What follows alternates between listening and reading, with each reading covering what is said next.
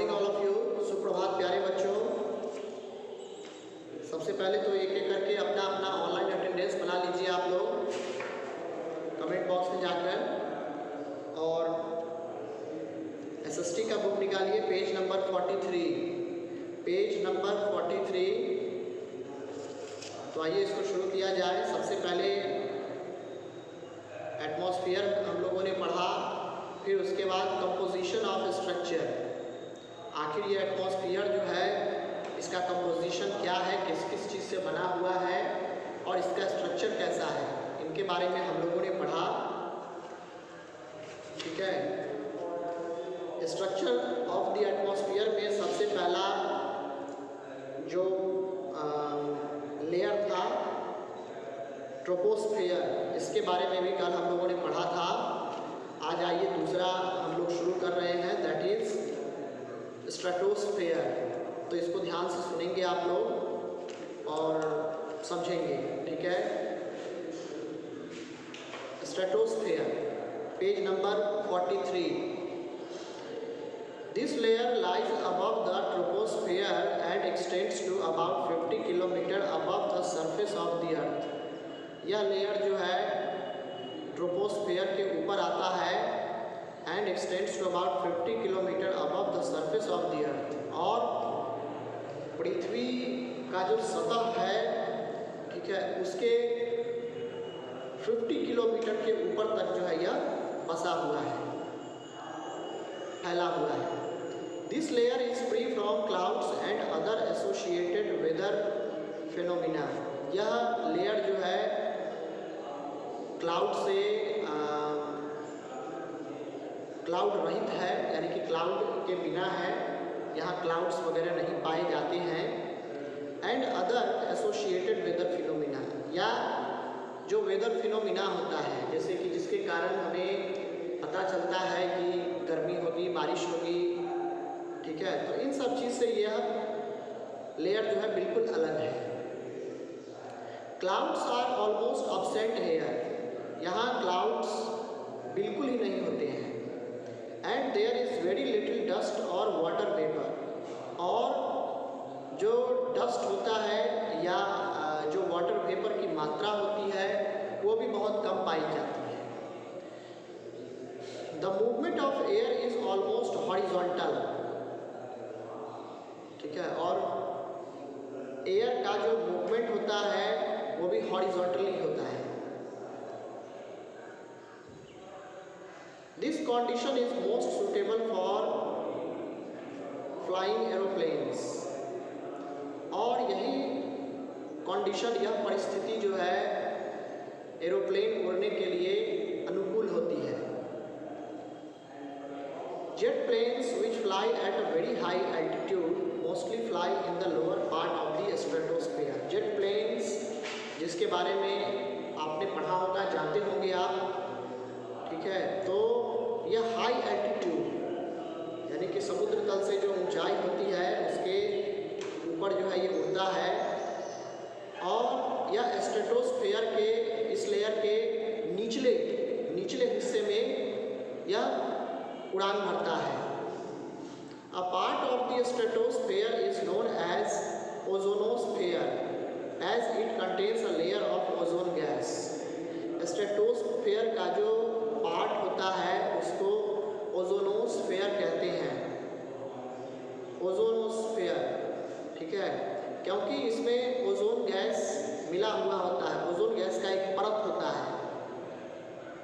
Ozone protects us by absorbing the harmful ultraviolet rays of the sun।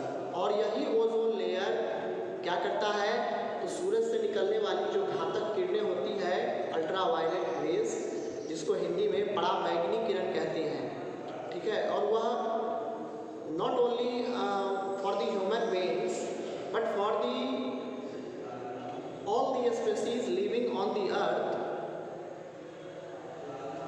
This is actually harmful for all the living creatures.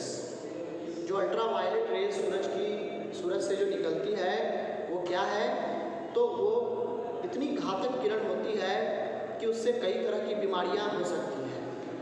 तो ozone layer जो है इस harmful ultra violet rays को क्या करता है, ये एब्जॉर्ब कर लेता है, अवशोषित कर लेता है इसको।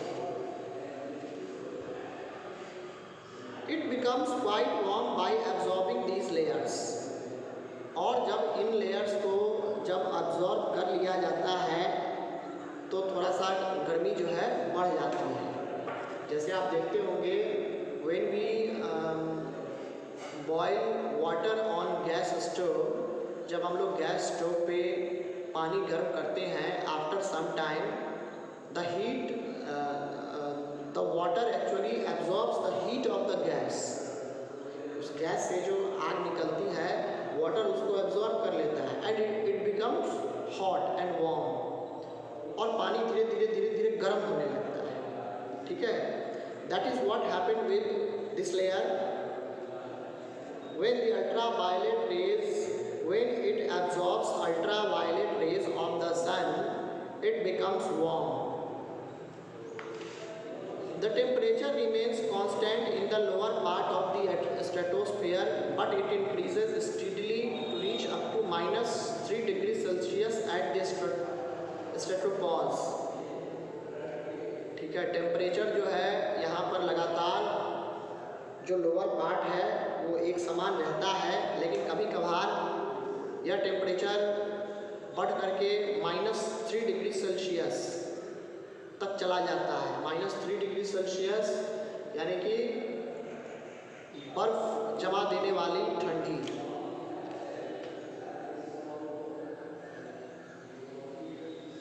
और वो भी stratopause. Stratopause is the upper part of the stratosphere which separates it from the mesosphere. Stratopause जो होता है स्ट्रेटोस्फीयर का सबसे ऊपरी भाग होता है, जो कि क्या करता है, जो कि स्ट्रेटोस्फीयर को और मेसोफेयर, ऊपर वाला हो गया मेसोफेयर और स्ट्रेटोस्फीयर हो गया नीचे वाला, तो दोनों को अलग करता है स्ट्रेटोपॉज। ठीक है,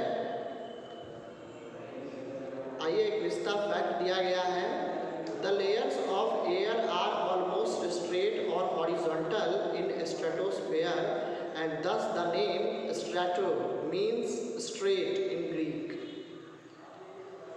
यानी कि एयर का जो लेयर होता है या तो सीधा होगा नहीं तो हॉरिजॉन्टल होगा इन स्ट्रेटोस्फीयर में, एंड और इसीलिए स्ट्रेटो का मीनिंग होता है, स्ट्रेटो वर्ड की उत्पत्ति जो है स्ट्रेट से हुई है, जो कि एक ग्रीक वर्ड है। ठीक है,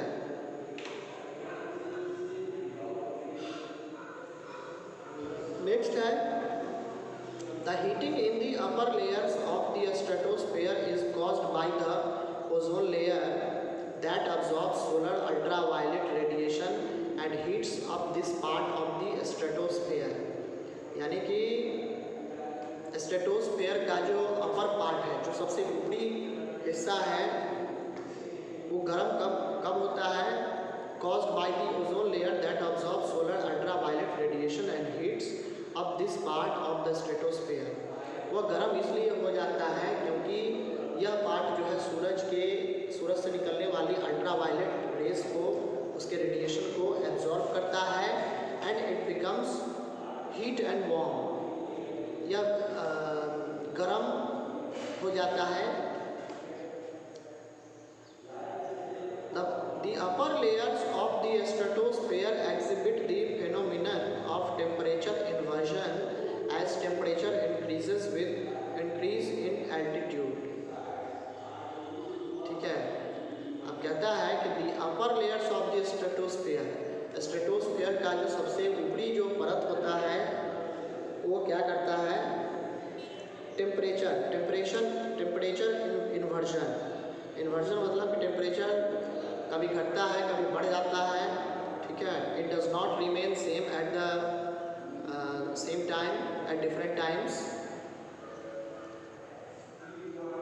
as temperature increases with increase in altitude. क्योंकि टेम्परेचर जो है आप यहाँ देख सकते हैं, जैसे जैसे समुद्र तल से ऊंचाई बढ़ेगी वैसे वैसे टेम्परेचर जो है बढ़ते चला जाएगा। Beyond the stratopause, the temperature again drops with height as happened in the troposphere. और जैसे जैसे आप स्ट्रेटोपॉज के ऊपर जाते हैं, द टेम्परेचर अगेन ड्रॉप्स, तो टेम्परेचर जो है ड्रॉप होने लगता है, नीचे जाने लगता है। With height as happened in the troposphere, troposphere में जैसा होता है कि टेम्परेचर धीरे धीरे गिरने लगता है, क्योंकि ऊपर जो है हवा की मात्रा तो है नहीं। लेकिन आइए उसके बाद बियॉन्ड द स्ट्रेटोपॉज, तो ये था स्ट्रेटोस्फेयर के बारे में। 5 जो हम लोगों ने पढ़ा था, troposphere, stratosphere, mesosphere, thermosphere and exosphere. अब हम लोग पढ़ेंगे मेसोस्फेयर के बारे में, तो इसको ध्यान से सुनिएगा। The mesosphere lies above the stratosphere, stratosphere के का जो ऊपरी परत है, जो ऊपरी लेयर है उसके ऊपर, उसे हम मेसोस्फेयर कहते हैं।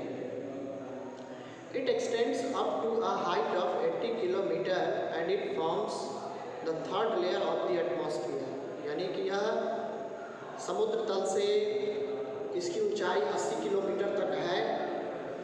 And it forms the third layer of the atmosphere, और यह एटमॉस्फेयर का तीसरा लेयर फॉर्म करता है, बनाता है। In this layer, the temperature decreases with height and falls as low as -85 degree Celsius. इस लेयर में क्या होता है कि टेम्परेचर घटने लगता है। जैसे जैसे आप ऊपर जाएंगे वैसे वैसे टेम्परेचर घटता चला जाएगा। And falls as low as -85 degree Celsius, और -85 डिग्री सेल्सियस तक तापमान गिर जाता है। Means it becomes freezing. This is the coldest layer in the atmosphere, यानी कि एटमॉस्फेयर में यह सबसे ठंडा लेयर माना जाता है। Meteorites burn up in this layer on entering it from space. जैसे ही स्पेस से कोई मेटेरियोइड्स जब इसके लेयर में आता है,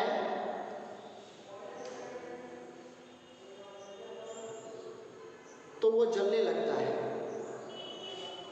ठीक है, आप यहाँ उसके बाद है विस्तार फैक्ट, इसको भी देख लिया जाए। The word mesosphere has been derived from the Greek word mesos meaning middle। ठीक है, यानी कि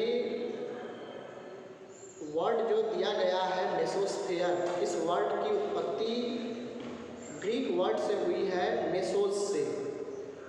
ठीक है, जिसका मतलब होता है मिडिल, यानी कि यह तीसरा परत है। 5 परतों में से यह तीसरा परत माना जाता है, मेसोस्फेयर।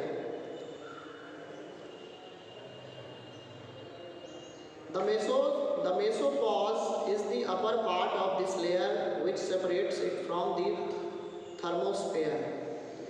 मेसोपॉज जो है इस लेयर का सबसे ऊपरी परत होता है। ठीक है, मेसोस्फेयर का जो सबसे ऊपरी परत होता है उसको मेसोपॉज कहते हैं,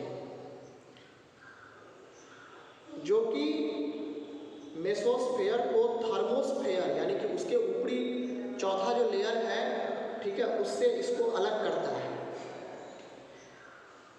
यहाँ स्ट्रक्चर आप देख सकते हैं, दिया गया है स्ट्रक्चर ऑफ द एटमॉस्फेयर। चलिए यहाँ देखते हैं ट्रोपोस्फेयर। आप ग्रीन वाला जो देख रहे हैं ये आपको हो गया ट्रोपोस्फेयर।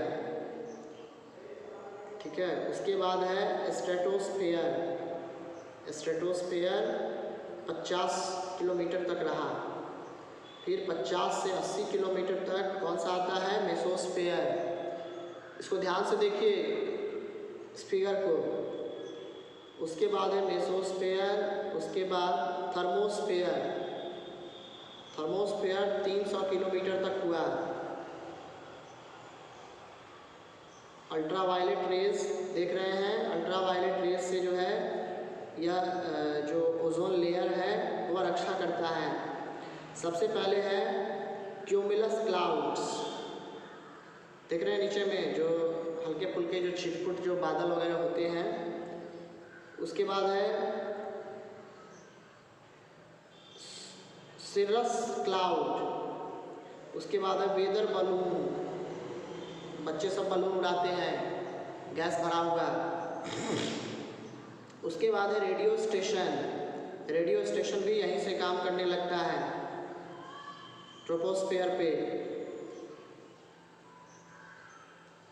ठीक है। उसके बाद ट्रोपोपॉज, ये सबसे ऊपरी हिस्सा हुआ ट्रोपोस्फेयर का, जो कि ट्रोपोस्फेयर को और स्ट्रेटोस्फेयर को अलग करता है ट्रोपोपॉज। उसके बाद हो गया ओजोन लेयर। ओजोन लेयर क्या करता है तो घातक किरणों से हमारी रक्षा करता है। उसके जस्ट ऊपर जो है स्ट्रेटोपॉज है, जो कि मेसोपॉज को और ट्रोपोस्फेयर को स्ट्रेटोस्फेयर और मेसोस्फेयर दोनों को सेपरेट करता है। उसके बाद है मेसोपॉज। मेसोस्फेयर का जो सबसे ऊपरी हिस्सा है उसे मेसोपॉज कहा गया है। उसके बाद सबसे ऊपरी जो देख रहे हैं आप radio waves bounce off ionosphere layer. Ionosphere का जो लेयर होता है वहाँ तक जो है बाउंस करते हुए जाता है, फिर इस तरह से तरंग दैर्ध्य जिसको वेव्स कहते हैं, इस तरह से वो चलते रहता है। उसके बाद आप देख सकते हैं 200 किलोमीटर, फिर 300 किलोमीटर तक जो है लोअर लेवल ऑरोरा, फिर 300 किलोमीटर के ऊपर जाइए 300 से 400 किलोमीटर के बीच में तो आपको हायर लेवल ऑरोरा मिलेगा, फिर मेटियोर मिलेगा। उसके बाद 500 किलोमीटर तक जाइए तो उसका जो सबसे ऊपरी परत है जिसको एक्सोबेस कहते हैं, ठीक है। उसके जस्ट 100 किलोमीटर ऊपर यानी कि 600 किलोमीटर तक जाइए, फिर उसके ऊपर सैटेलाइट 600 किलोमीटर के ऊपर 600 किलोमीटर और 700 किलोमीटर के ऊपर यह परत होता है जहाँ पर सैटेलाइट वगैरह फिक्स किया जाता है। फिर 700 से 800 किलोमीटर के बीच में आप देख सकते हैं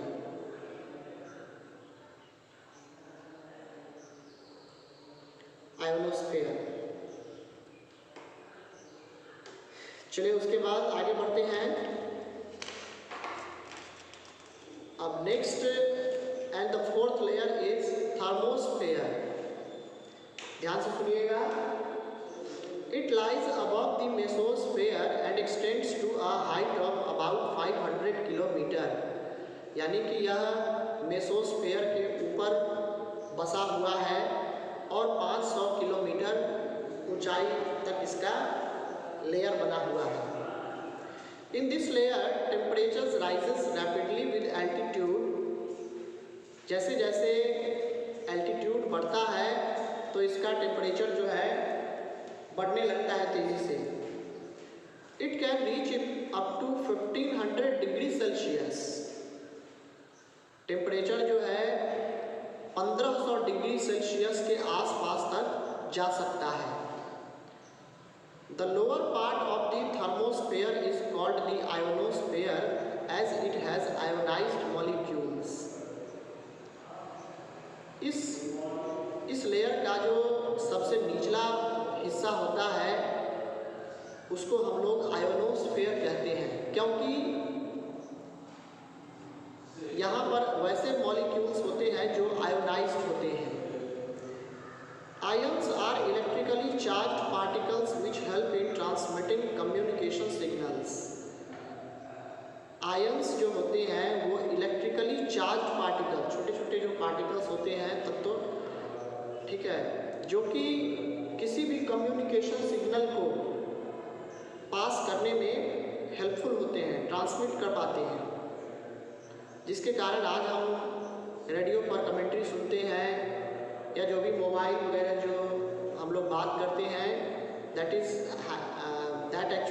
that is possible only because of thermosphere. This layer helps in radio transmission. Radio पर बातचीत करने के लिए, कम्युनिकेशन का साधन उपलब्ध करने के लिए हम इसका यूज़ करते हैं. The radio waves transmitted from the earth are reflected back to the earth by this layer. यानी कि वह रेडियो वेव जो कि पृथ्वी से आता है, पृथ्वी से जब तरंग दैर्ध्य निकलता है तो वापस ये थर्मोस्फीयर में, आयोनोस्फीयर में जाता है और वहाँ से फिर वापस लौट करके सिग्नल्स जो है तरंग दैर्ध्य निकलने लगता है. And it catches the signals. और सिग्नल जब पकड़ता है, आप देखते होंगे पुराने ज़माने में जब टीवी चला करता था तो एंटीना होता था एक लंबा सा, उस पर कह सकते हैं कि लोहे का आयरन रॉड लगा करके उसमें फिक्स कर दिया जाता था एंटीना को, और उसको हम लोग थोड़ा थोड़ा करके घुमाते थे और पूछते थे टीवी, पूछते थे कि सिग्नल आया कि नहीं, आया नहीं, आया नहीं, हाँ अब आ गया. ठीक है, तो इस तरह से हम लोग पहले किया करते थे. That happens actually because of this ionosphere. यह आयोनोस्फेयर के कारण ही ऐसा संभव है. It helps in long distance communication. लंबी दूरी पर बातचीत करने के लिए हम थर्मोस्फेयर का यूज़ करते हैं. The word thermosphere has been derived from the Greek word thermos, meaning heat.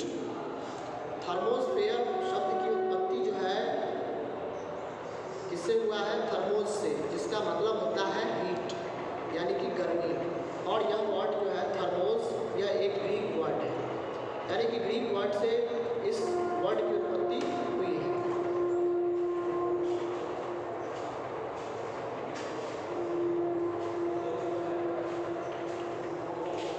चलिए बच्चों, तो आज के लिए इतना ही. फिर हम लोग नेक्स्ट डे पढ़ेंगे एक्सोस्फीयर के बारे में और जो कुछ इम्पोर्टेंट पॉइंट्स हैं उनके बारे में. ठीक है, so thanks for watching this video. God bless you and have